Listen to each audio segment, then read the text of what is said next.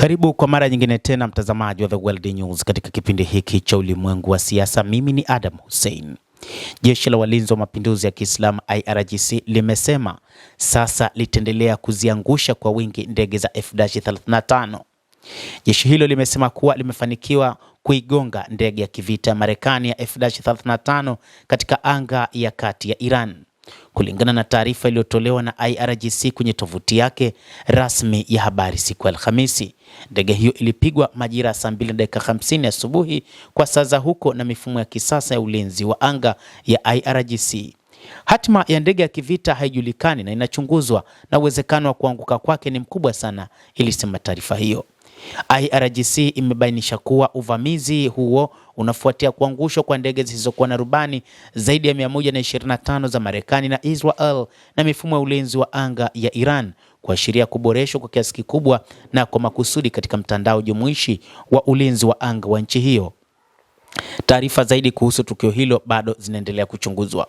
Shirika la habari la CNN ilitaja vyanzo vinavyofahamu tukio hilo kuwa vinathibitisha kuwa ndege ya kivita ya Marekani ya F-35 ilitua kwa dharura katika kambi ya anga ya Marekani huko Asia Magharibi baada ya kupigwa na kitu kinachoaminika kuwa moto wa Iran. Captain Tim Hawkins, msemaji wa kamandi kuu ya Marekani, alithibitisha kuwa ndege hiyo ya siri ya kizazi cha 5 ilikuwa ikiendesha misheni ya kivita nchini Iran ilipolazimika kutua. Tukio hilo kwa sasa linachunguzwa, alisema.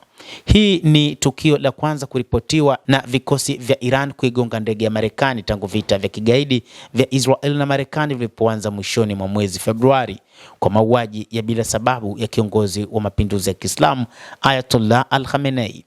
Marekani na Israel zimekuwa zikitumia ndege aina F-35 katika vita hivyo, huku kila ndege ikiwa na thamani ya zaidi ya dola milioni 100. Hata hivyo, Iran imesema kwamba itaendelea na mapambano na kuziangusha ndege za kivita za Israel na Marekani.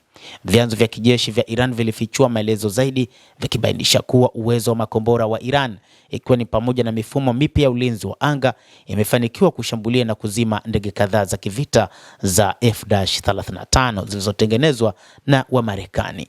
Kikosi cha wanaanga cha Iran kimesema kimeharibu sifa ya kimataifa ya ndege za F-35 na hivyo kuashiria maendeleo makubwa katika uwezo wake wa kijeshi. Inadaiwa kuwa kwa dharura kumekuja huku kukiwa na madai ya kuendelea kutoka kwa maafisa wakuu wa Marekani kuhusiana na mafanikio ya operesheni zake za kigaidi dhidi ya Iran.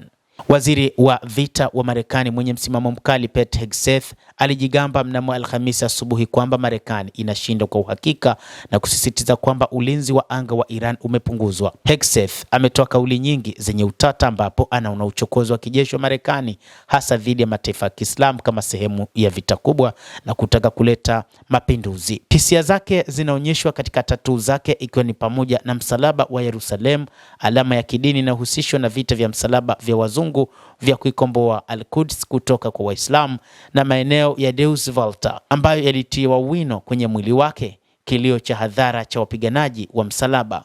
Tatu hizi pamoja na kitabu chake alichochapisha cha American Crusade ambacho kinaangazia mapambano dhidi ya Uislamu kama vita vya msalaba vya kisasa vimeripotiwa kuzua malalamiko mengi kutoka kwa wanachama wake wa huduma ambao wanaona uhusiano wa wazi kati ya mtazamo wake wa itikadi kali na vita vya kigaidi vinavyoendelea dhidi ya Iran.